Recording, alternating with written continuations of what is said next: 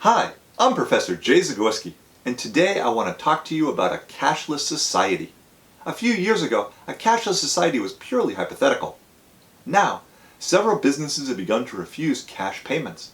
They only allow payment by credit card, debit card, or via a smartphone app. For example, Sweetgreen, a high-end salad restaurant, stopped accepting cash in its New York City stores in January of 2016. A Boston restaurant near Fenway Park stopped accepting cash a month earlier, in December of 2015. Most airlines stopped accepting cash for in-flight purchases of food and beverages around 2010. Why? Because businesses claim there are many benefits. It reduces the chance of robbery, eliminates the temptation for employees to steal money, and it reduces the time needed for workers to travel to and from the bank. It even cuts expenses by dispensing with big, bulky cash registers. However, some customers believe these policies are illegal. The front of every piece of U.S. currency states this note is legal tender for all debts, public and private. And this statement has been enshrined in federal law in various forms since the late 1800s. Doesn't this mean that a restaurant, shop, or airline has to accept U.S. paper money? Surprisingly, the answer is no. Businesses don't have to accept paper currency according to both the U.S. Treasury and the Federal Reserve. There are two reasons why a business can reject cash, even if it is legal tender for all debts, public and private.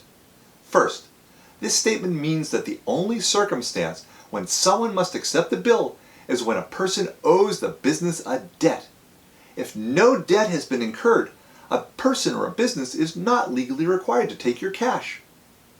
For example, imagine your car needs gasoline around midnight. Many gas stations in the U.S. do not take large bills late at night to prevent robberies and theft. If the gas station requires customers to prepay for gas before pumping into their car, they have the legal right to refuse $50 and $100 bills. However, once the customer is allowed to pump gasoline into their car, the owner must accept all types of cash. Why? Because the customer has a debt to pay. The same issue arises on an airline. If you want to buy a drink for $5, the airline doesn't have to accept your cash, as long as they require you to pay for the drink first. Until you've drunk your beverage, you owe no debt to the airline. Second, the law states that bills are legal tender.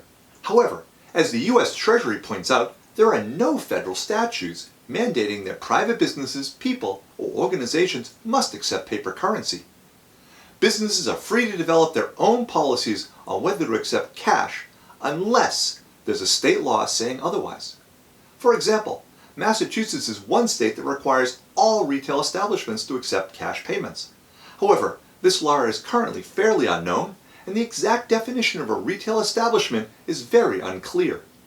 Airlines taking off from Boston's airport are not retail establishments. But what about parking garages downtown? If they only accept credit cards, are they breaking the law?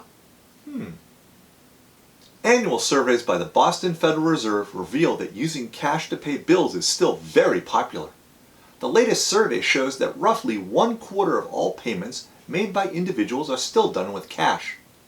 The smaller the payment, the more likely it was that cash was used.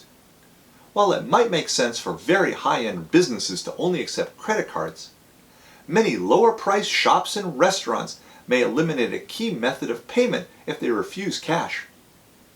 This could be a big problem for the 10 million U.S. households that have no banking accounts.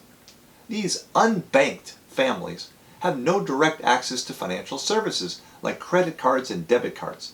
For them, it's hard not to use cash. In conclusion, it really is legal for businesses to refuse cash payments.